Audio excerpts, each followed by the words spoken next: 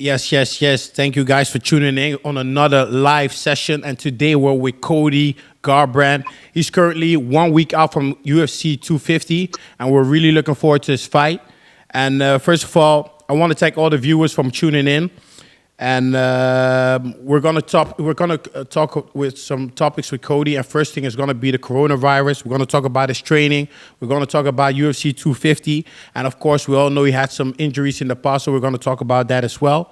And we really appreciate all our viewers for tuning in. So therefore, we would like to give away a signed glove, Gorilla Wear glove, to one of our viewers. So make sure you can under the after your question, make sure you write your country and your glove size. Or maybe it's 12 ounce, 10 ounce, doesn't matter. Just make sure you write it. It's very important so we know who the winner is, and then we can select the winner also based on the country. So it's very important you do that. Don't forget, during the live interview, you're allowed to ask questions. Some of the questions will be picked and will be asked to Cody Garbrandt himself. So I hope you guys enjoyed this interview, and let's go. Let's get it started. So, Cody, thank you. First of all, thank you very much for really taking the time out. I know you're busy, 1 week out from your 250 fight in UFC. Just first tell us, man, how you doing? How was your fight camp? How you just feeling in general? Kev, man, it's great to talk to you. I love being a part of Gorilla Wear. You guys keep me loaded and geared, throughout the whole camp. Fight camp's been great. It's been a little bit of a shuffle with this COVID-19. I've been in basically fight camp since right after Christmas. I started here in Sacramento, went to New Jersey. Then obviously had a kidney infection that I had to withdraw from the fight. But at the same time, simultaneously, COVID-19 was shutting down the UFC. So, shutting down the world, actually. So we had that pandemic. I just been, going through all these emotions and staying focused, staying determined on getting back in the octagon, getting back to what I love to do, what I enjoy to do. And, sometimes you have plans in life and they don't go your way, but you have to find another way to make it happen. I was able to, battle this kidney disease, and then, the COVID-19, getting back to Sacramento, getting my coaches, getting my teammates all on board to train with me. And it's been a great camp, man. It really has. I'm very thankful and fortunate to have my coaches and teammates from Sacramento, my coaches and teammates from New Jersey. It's been a really great camp, man. I've never imagined it to be like this with the circumstances, but I'm very thankful and just kind of blown away how it all came together and it fit so perfectly. And like you said, we're a week out from UFC 250 and couldn't be more pleased with my training and where I'm at right now. Well, this sounds pretty positive, and I think people are pretty excited to see you back in the octagon. And last week we had William Bonac and on our live interview, and what we like to do is always ask a question, and that question will be then presented to the next person who we're interviewing. So William Bonac had a question. We're going to roll that clip very soon towards you, because he's also a big fan of UFC, and he wanted to ask you a question regarding UFC 250. Okay. Let's roll the clip. I know it's hard.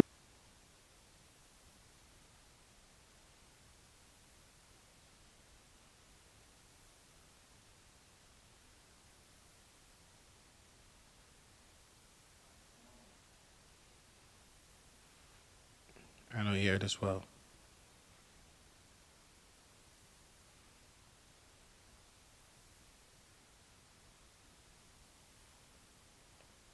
Cody.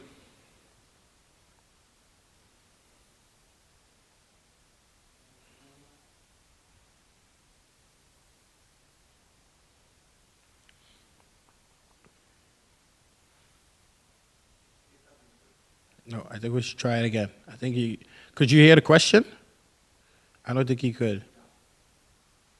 Let's do it again.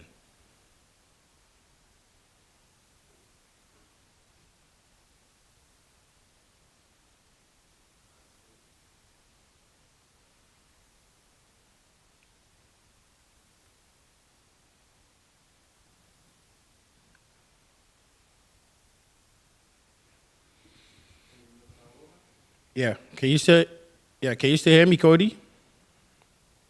think we're having a little bit hiccup. Oh, sorry. I think we had a little bit of hiccup. I think I wasn't able to hear the audio. Were you able to hear the audio? No, I was not able to No, he hear. wasn't able to. So please, guys, could you maybe replay the video of Bonak and so we can hear the audio so Cody can answer the question?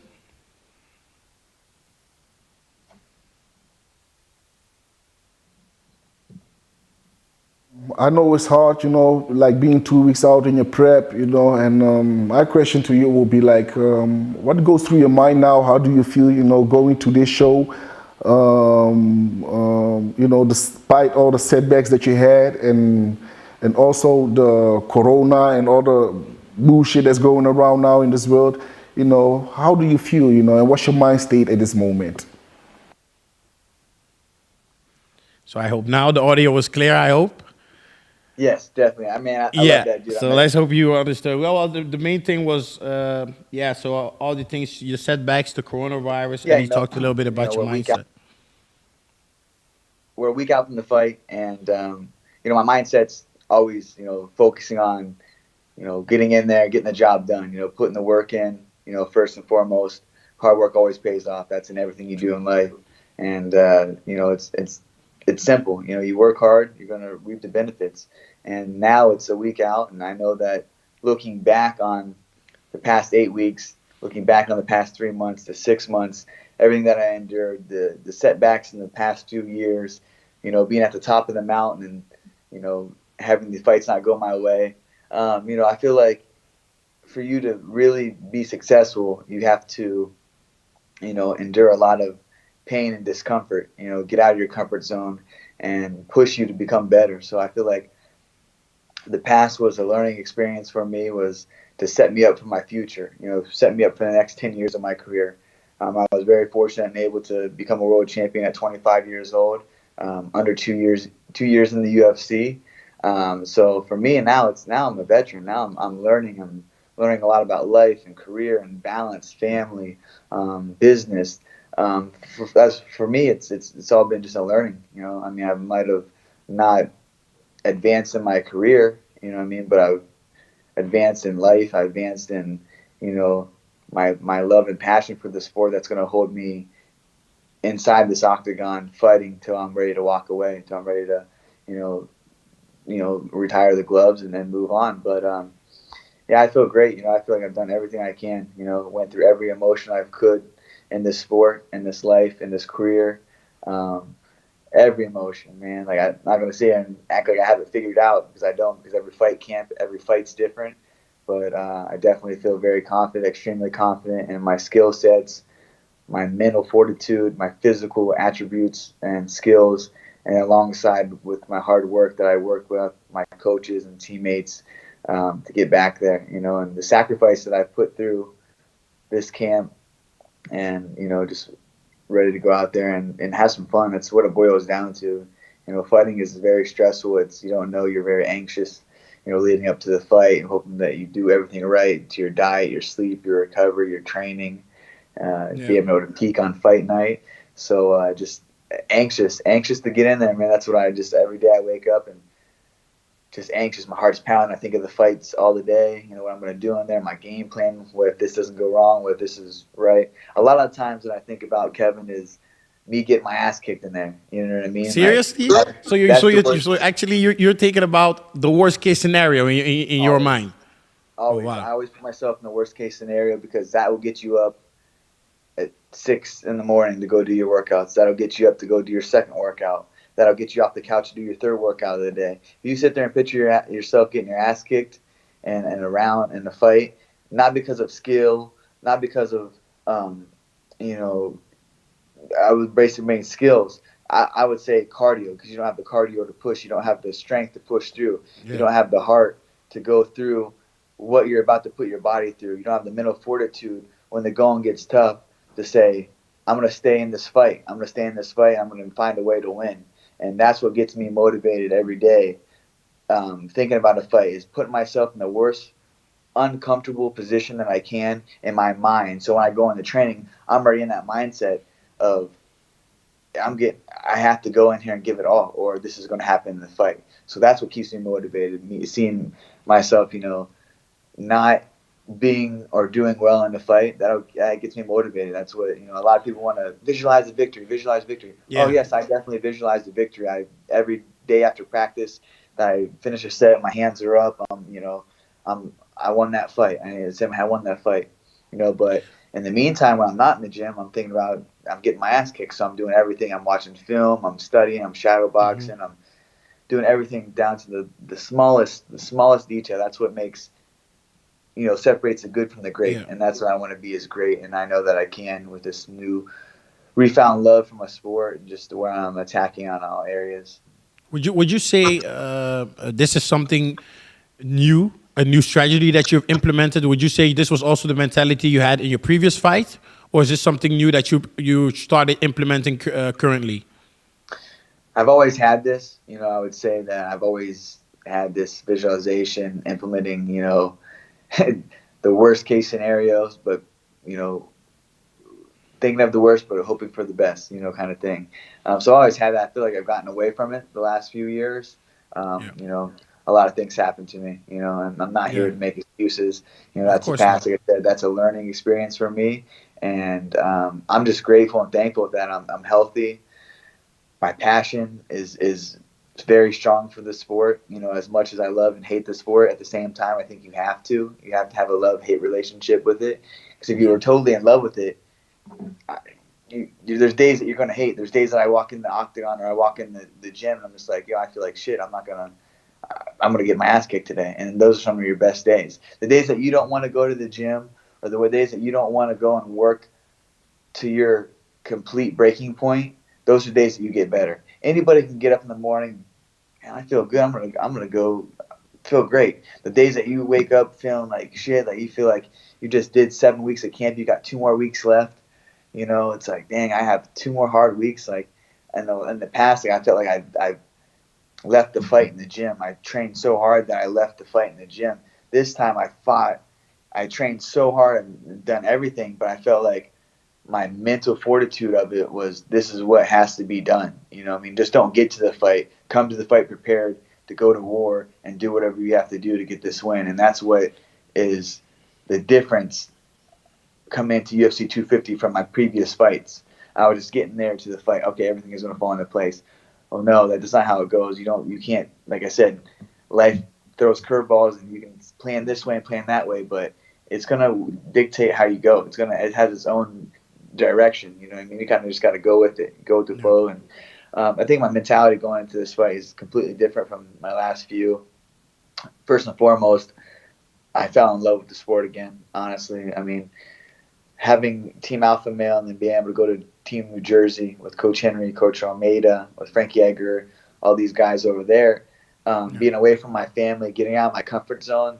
That's how I really knew that I loved the sport, because I was away from my family for months on end. You know what I mean? To not even go to the fight, to not even have a fight. So I was out there, but I put that training in my, just put it in my bank. That's my bank account. I'm cashing those checks every day that I was in there and working out and training and becoming a better martial artist.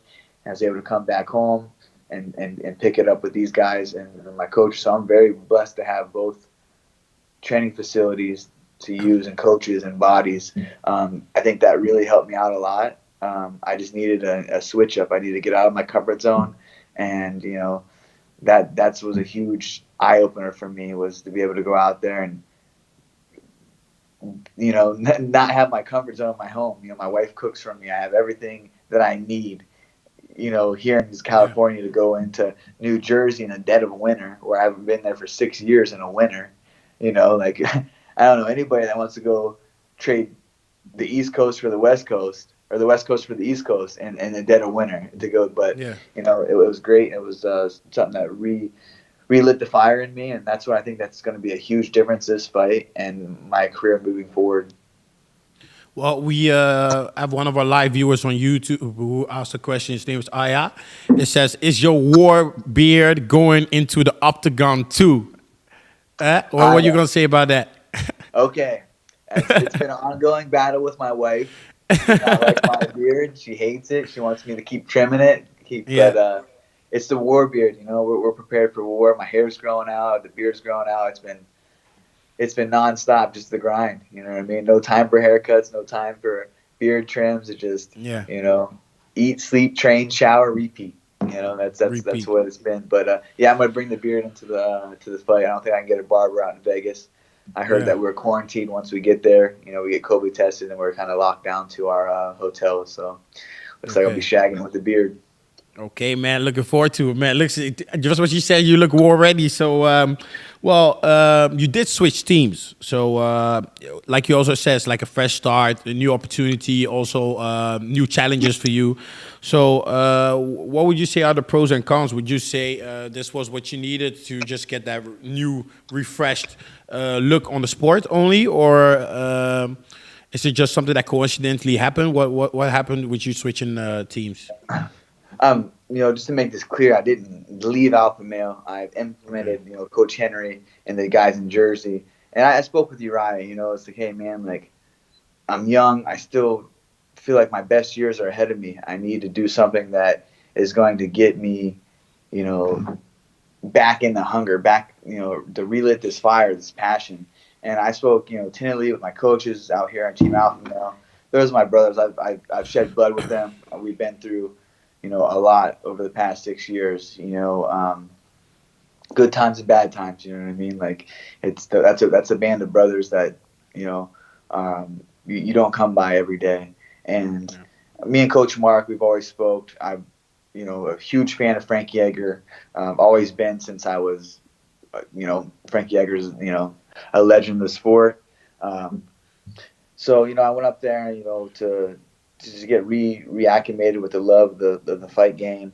To be able to work with Coach Henry was just mind blowing. I mean, that guy is just amazing coach, amazing person, great family. It's been a great combination of having my Jersey boys and my California boys together. I send film to Coach Mark. He breaks it down. We all stay in contact when I'm over here, and vice versa. I send my footage to Chris and a lot. My coaches out here. So we're on this same page kind of thing, and it's easy going, man. Like it's nice to be able to go in there and have the same game plan, the same vision from both camps, and work together. And for me, it was just like I stated earlier, it was for me to get out of my comfort zone. You know what I mean? Like I had everything that I wanted, everything that I need. For me to go and just not the simplest thing, not sleep in your own bed, not have your own vehicle, Yeah. things like that. We take things for granted in this life so much, and to be in this sport and to really prosper and grow, you have to be uncomfortable at all times. You have to be okay with being uncomfortable. Like that's what I think. Like I put myself in uncomfortable situations. So, like I said, in the fight, when it really gets down to, one way, two ways out of that octagon, you're gonna stand, with your 2 feet firm and slang them and hope for the best. So getting out of that comfort zone was huge, man. I'm thankful for, Team Alpha Male. It's in Jersey. There's no team.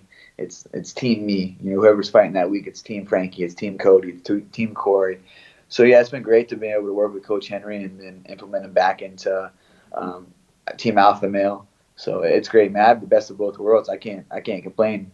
I go there Okay. for a month to Jersey. I come back here, and and that's how it should be. You know what I mean? Like it's a good mix up. What you just mentioned about going to Jersey and coming back to Ohio. So during it's now quarantine. So how do you do it? How do you manage to go up and down to move from Ohio to Jersey and travel up and down during this whole kind of like banned lifestyle that we're living right now and quarantine lifestyle?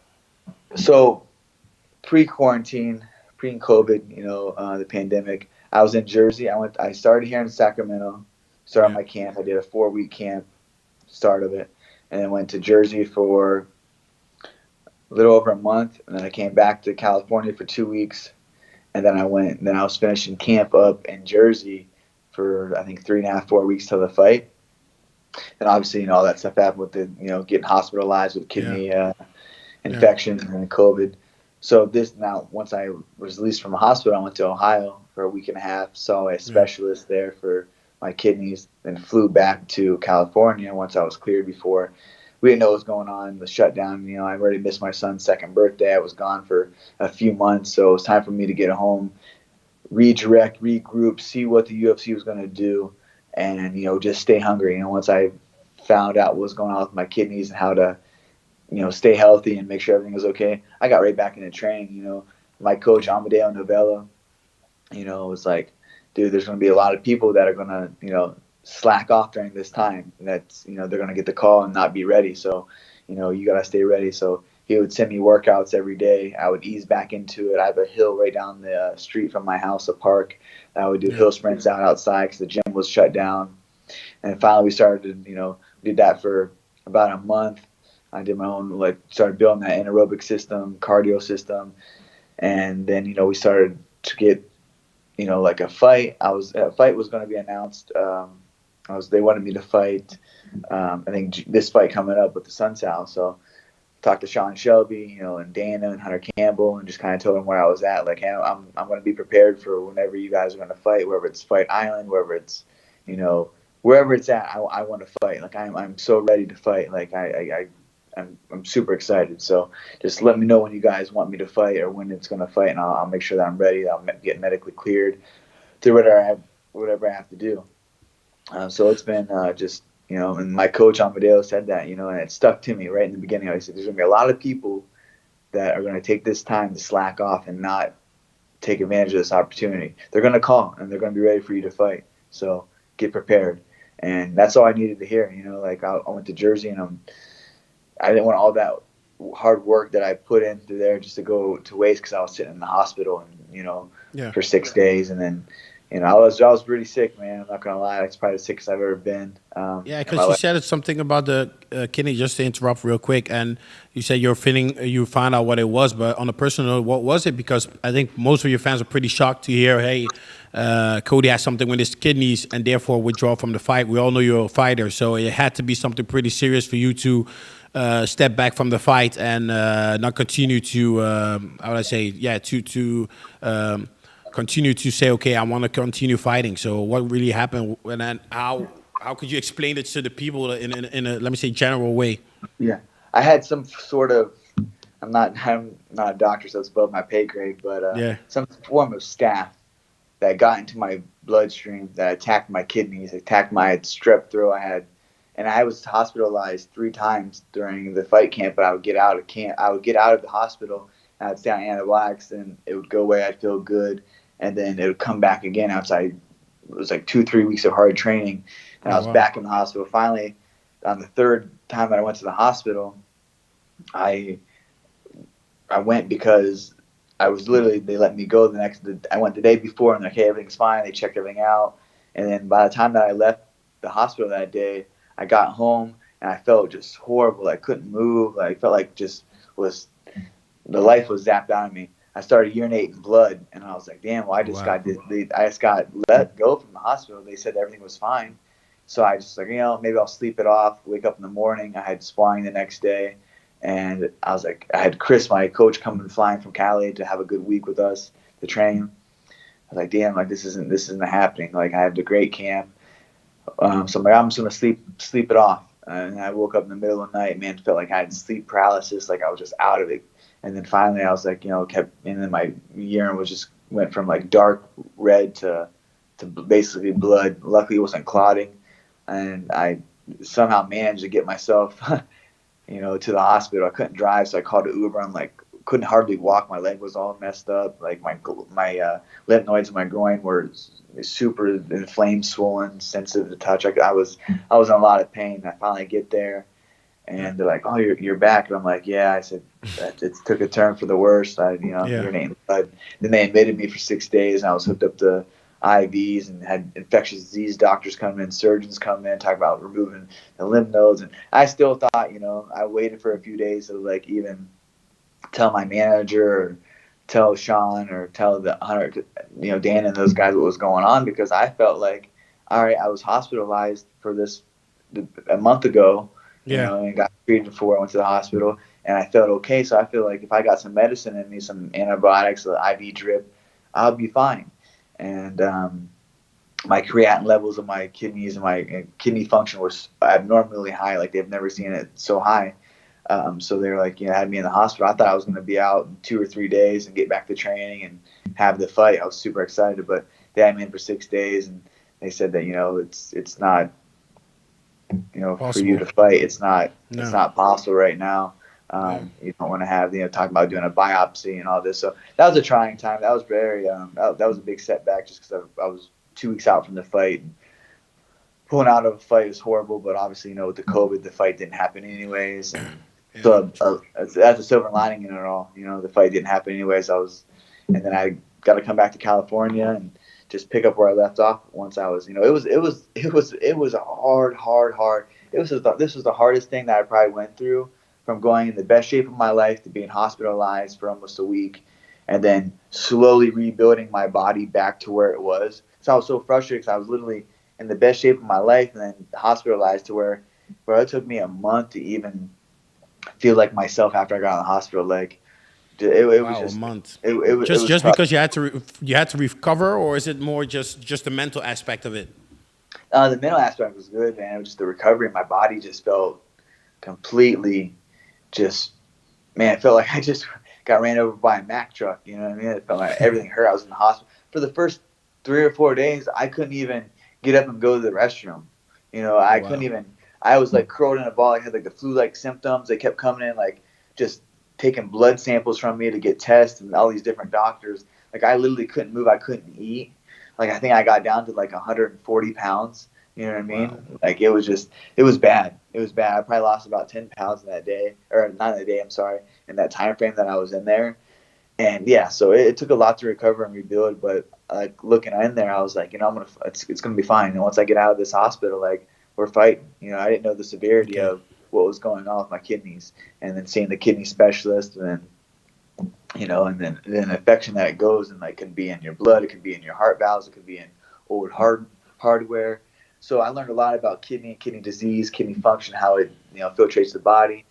So definitely for me, on the standpoint of I'm always healthy, eat right, just staying more hydrated, making sure that I get everything that I need. So that was a learning curve as well, and it took me from this fight, and luckily I've had a great camp so far. The last 8 weeks, I had a little hiccups in camp. You know what I mean? You have those, but I feel great, man. So nothing is stopping me from getting that octagon at the Apex on June 6th and getting my hand raised against Raphael Assuncao. I know that I've been through every emotion the past few years, the past 6 Yeah. months, the past 8 weeks, dude. Like I am mentally forged in warfare. I am ready to go. Whatever is going to be thrown at me in that octagon, Yeah.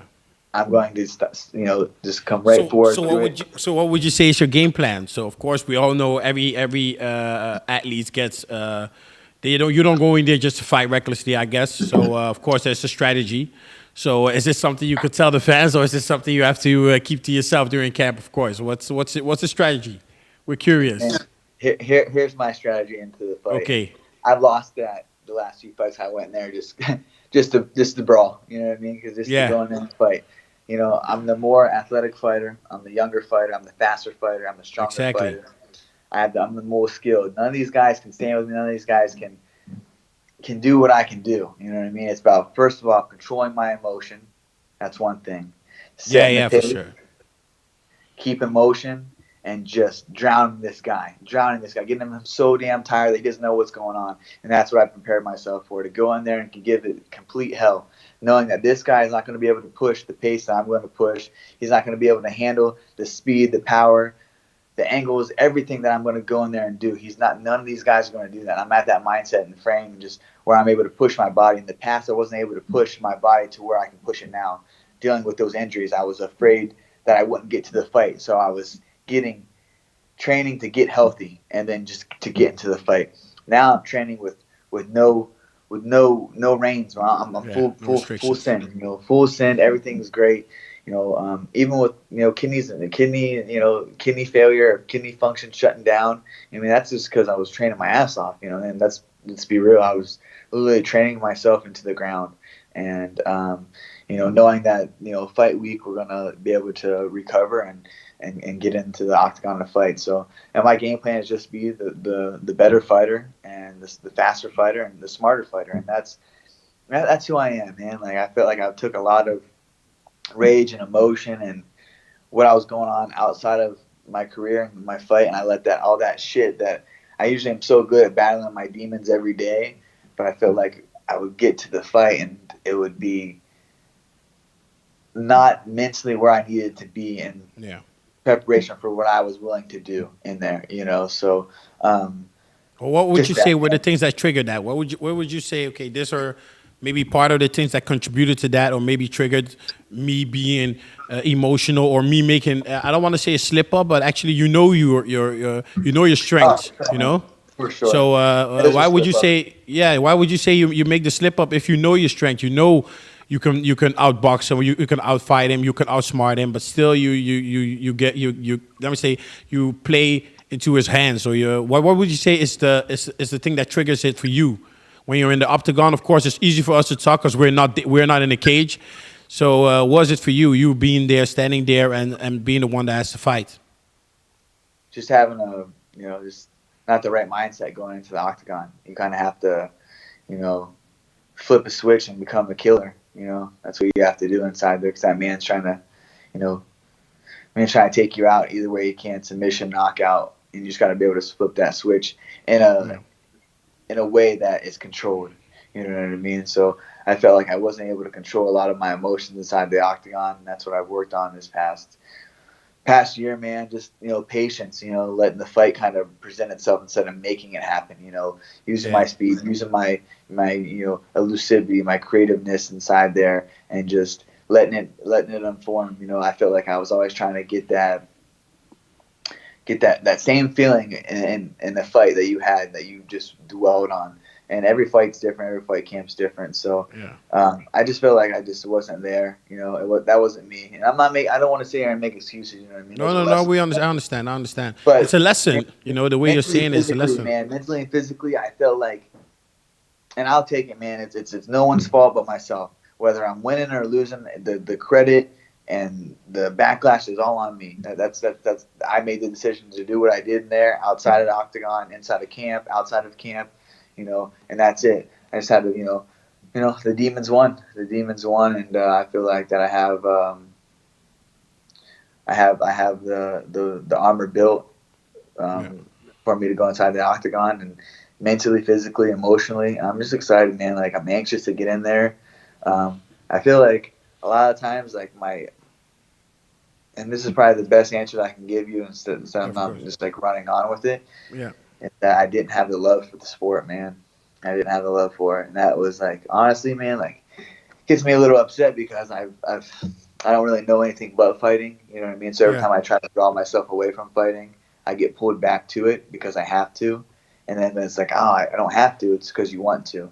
So for me, it's like I love the sport so much that to go in there and not give it my all and not do my best, I can't live with that. I can't live with that. And it's just been haunting me for so long till I finally faced it and was like, look, this is what you have to do. This is what you've been doing. You have to look yourself in the mirror. This is every day you have to grind. Every day you have to do this and sacrifice. And that's a big thing for me, leaving and going to New Jersey, coming back to Cali, and having that was like just an eye opener. Like, going out there with new bodies, new coaches, out of my comfort zone, to really be like, man, I fucking love this sport. Like, I love this sport. I want to give it my all until I cannot no longer do it anymore. Exactly. You know what I mean? Like, you only have one life. I'm 28 years old, and I feel like I still haven't scratched the surface of what I'm able to do inside the octagon as a martial artist.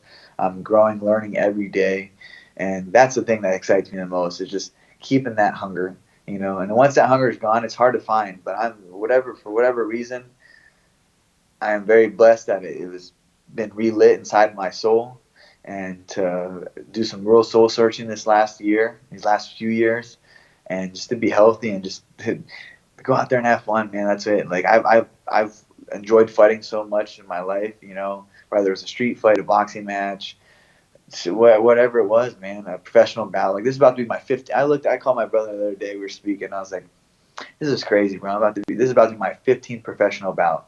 This is my 10th professional bout in the UFC. This is my 10th professional bout in the UFC, my 15th professional bout. I'm like, damn, because I would always look at that. It's like, wow, you're starting to really put up a lot of numbers, a lot of fights. Like, I'm the veteran, so for me, it's great, man. I'm excited to just go in there and fight and have that hunger and passion relit. Exactly. Remember, I saw you in Las Vegas, and the first thing I saw when I saw you and your brother was like, you're a fighter. It's what's in you, and you were talking about your childhood stories as well, and some stuff, personal stuff. So it was like, yeah, hearing your stories, it was like you were made for this. It was something that had to happen sooner or later. So that's pretty awesome. And we have a question from one of our viewers online. His name is Ilya. He asked Cody, how many fights do you think you have to fight before you get another title shot? That's not really up to me. I just got to go out there and do my job. But I know Yeah. I go out there and finish Assuncao. I'm calling for the title shot. I'm calling for. I just recently found out that Dana's going to give it to Jan or Aldo. So my call out was I don't want to overlook Assuncao, but my call out was for Aldo and Jan. On Fight Island, I want to do a bantamweight tournament.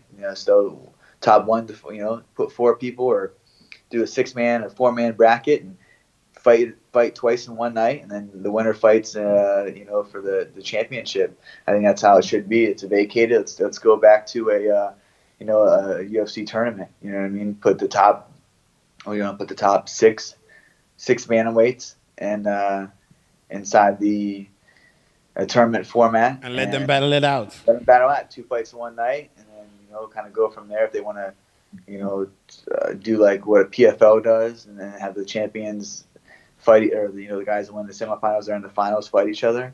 I'm all for that. Let's do it. You Yeah, want to be pretty the cool. best. K1 did that a lot in the Yeah. past. K1 there did that a lot. Well, K1, yeah. yeah. Speaking about the fight, speaking about K1 as well, there are some people from Team Gorilla Wear who also has some nice words for you as well, and we're gonna grow the clip very soon. And it's just yeah, we're one big team, one big family. So it's just a way for us to show our support in every aspect. And we know everybody's in a different phase in their life. And Team Gorilla, where we bring them all together in a real sense.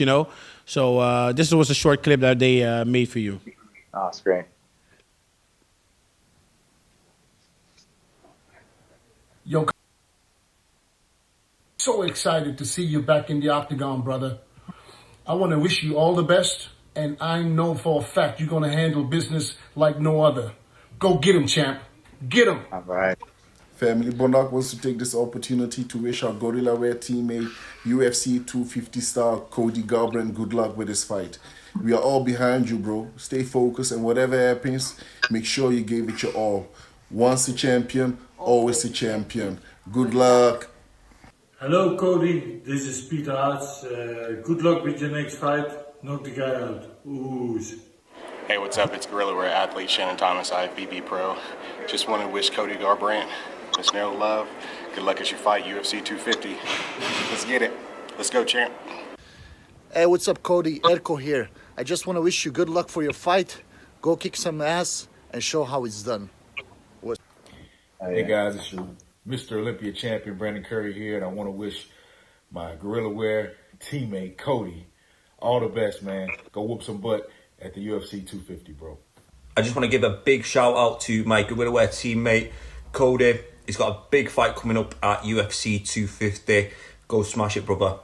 Yo, it's the Nigerian Nightmare, Kamaru Usman, Cody Garbrandt. Big fight coming up, man. But hey, this ain't nothing new for you, man. Go out there, do what you do, take care of business. I'll be watching. And before I go, Cody, make sure you show him no love. Let's go. Hey, brother, wishing you good luck at UFC 250 as you ride in the battle one more time. Glad to be by your side. And little niece Nova as well. Love you, brother. Hey, baby, just wanted to say good luck. Love you so much. We're so proud of you. You got this. Right, buddy? Say love you, Dad. So, Matt. Brought some tears in my eyes. I appreciate it. it's great to have the support. You know what I mean? Going into a fight, it's we're selfish human beings. Being a professional martial artist, and like Kevin yourself, it takes to get to where you're at and what you've done in your professional career. It's you have to be very selfish so to have those people in my corner and support me through the good, bad, ugly. Those times are good. You know what I mean? To look back and like to realize that you're really going out there and doing it for more than just yourself. You know what I mean? I'm able to go out there and support my family. Go out there and give a better life for my family, and that's what I fight for at the end of the day. Is it's just I want to be the best. Obviously, make the most money that I can, but I want to give my family a good life, and that's what I'm set out to do. Exactly, man. You're a blessed man, and it's very important that you for just have the focus, and of course, it's not easy. We all know it's not easy, especially being on the top and then having some setbacks. So, first of all, I just add a quick question, like, how do you think it will be for you to fight without a crowd? I know everybody. Of course, last time I saw the UFC fight, and you can hear the punches, of course, better. But don't you think the hype feeds into a fighter, or do you think no? I want this fight to be different. This is what I like it without all the crowd, all the spotlights. What's your thoughts about this? Sometimes it's nice to have a crowd, and other times it's like, it's good that you can be able to hear your corner when you're in. You'll see these fighters that are super in sync with their corner, that their coaches are telling them to do this and do that, and they're communicating back and forth. All right, they're staying in it like. All right, yeah, I got you. All right, hand up on the right hand, roll after, or things like that. You'll see, and like that's why I've kind of watched these past few fights, and you can really hear your cornermen in there, and like I said, you can see how in sync they are, and that's what the coaches said. We've had some teammates fight during this COVID pandemic with no crowd, so they're like, it's you really got to go in there and work for 15 minutes because there's no crowd. There's no, you hit a guy with a huge shot, the crowd's not going, oh, or, so things like that. You got to be, everything's got to be calculated. You got to just, so it's exciting for me. I mean, it's like, it feels like it's old school back in like high school. Like I'm going to bring a couple of my boys. We're going to, go fight these dudes here, like behind the school or behind the grocery store or wherever you're fighting at the pump house. So it's kind of like cool, man. Like I feel like we're just gonna go. I'm grabbing my boys there. He's grabbing his boys. We're gonna go fight in the. This dude's gonna go fight in the cage. You got your boys telling you what to do. He has his boys telling him what to do. So I don't know, man. I'm excited to fight. Like I mean, you can put me wherever. You can put me in a phone booth and fight. You can put me in a barn. I don't know. I don't need that big arena. I don't need the huge 20, 30,000 people. Like I'm just happy to be healthy and go in there and fight and where I'm at right now. So I'm excited that first and foremost, I want to thank UFC, all the personnel behind the scenes, Hunter Campbell, Dana White, Sean Shelby, Mick Maynard, all these guys from the UFC, all the people that are, putting these shows on, man, I'm so thankful for them to be able to go out there and obviously provide for my family, make money for my family. But from my soul, man, I need this fight so bad from my soul inside to go in there and win. And I'm just thankful for them for holding the shows, to go through what they're going through, and to keep this ball rolling for us. And I think it is the best organization in the world, and I'm very thankful for them to be fighting through this pandemic, to be able to let us, make sure we're safe, COVID tested, we're quarantined, like all the protocols they have to do for us to be there fight week, to be able to go in there and provide for our family. I'm super thankful and for this opportunity and taking the most of it. Yeah, well, we also have a question from one of our viewers on YouTube online. It's from Sims. It says, your motivation before the fight in UFC 250, would you say is stronger than you had when you had to fight Dominic Cruz? For sure. This is a huge fight for me. This is the biggest fight of my life. This is, I feel like I've worked harder than I've ever had in my life. I've been more focused through everything, the motivation's always there. I mean, the motivation comes and goes, I wouldn't even call it motivation. I would call it my drive. I'm driven. Yeah. I'm driven to be I the always say best. I'm driven. I always like to say dedication, because Dedicated. dedication, when you're dedicated to something, even when there's no motivation, you find a way to get it done. That's it. And if you lean on motivation, then when it's gone, it's gone. That means you're Yeah, not coming off that couch, you know. So that's it's something I true. always like to say as well. You know, some people say, they ask me as well, oh, how do you stay motivated? I'm like, nobody's motivated. We're dedicated to a cause. We're dedicated to a goal, you know, and that's what you're doing right now. You're dedicated to, you know, a certain goal, and even though the motivation is there or not there, I think you'll find it in your heart to push your body, to push your mind to do what has to be done, you know. So it's a nice thing to see for sure. Definitely. Well, there are some rumors about division switch, so I just want to clear that up, because I'm saying he's going to stay in the bantamweight. He wants to go to flyweight. So, how does it look like? Do you think, okay, after this fight, I want to go down, I want to go to flyweight, I want to put some more, show what I can do in flyweight, or is it just a thought, or is it something that you really want to actually make it become a reality? Honestly, I would love to be able to simultaneously, fight at flyweight, fight at bantamweight. But Okay. first and foremost,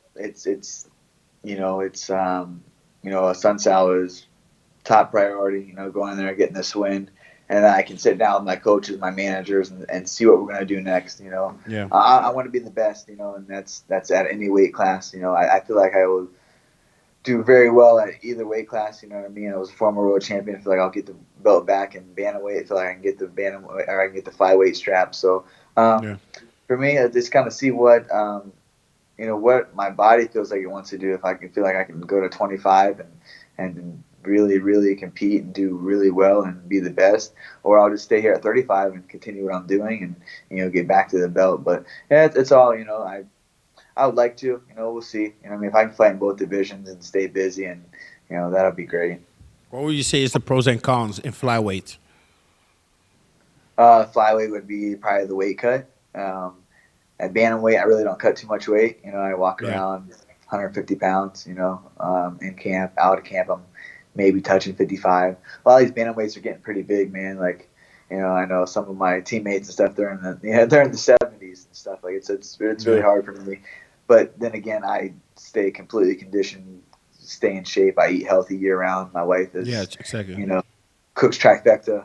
We eat trifecta every day, different kind of meals. So we're always staying super healthy and just eating lean. I don't really like to gorge on junk food, or I don't really have a huge sweet tooth. So, or I just don't sit there and, like I spoke about earlier, I don't really sit there and just eat to eat. I eat for fuel and what my body needs. So, Yeah. I mean, it would used to be 25 to be the weight cut, and kind of see how the division stacks up, see what goes on with, Benavidez and Davidson guy is fighting for the strap. But then obviously for the bantamweight division, how that shakes up, we'll see what they're doing. I would love Dana White. Hey, let's do what we spoke about earlier. Let's do a bantamweight tournament with the top 6 guys or top 8 guys, whatever you want to do, for the title. You know what I mean? Like, first of all, Jose Aldo didn't even win his last fight. He's coming down from 45. He didn't win his last fight, so he's fighting for a world title. He just gave Dom a world championship title shot against Henry Cejudo, who hasn't won. Well, I won before him. He hasn't won. You know what I mean? I haven't won since that fight. I won since 2016, but I won before him. I beat his ass, and he gave him the title shot. So I would rather do a bantamweight tournament to see who's the best. I think that's fair to give it to Jan and Aldo. I think that our division, bantamweight division, is super stacked. You got Frankie Edgar in the mix now. Like I said, Aldo's in there, but I don't truly believe he deserves a title shot. That's why I was calling him out after this fight. That's why I want to fight.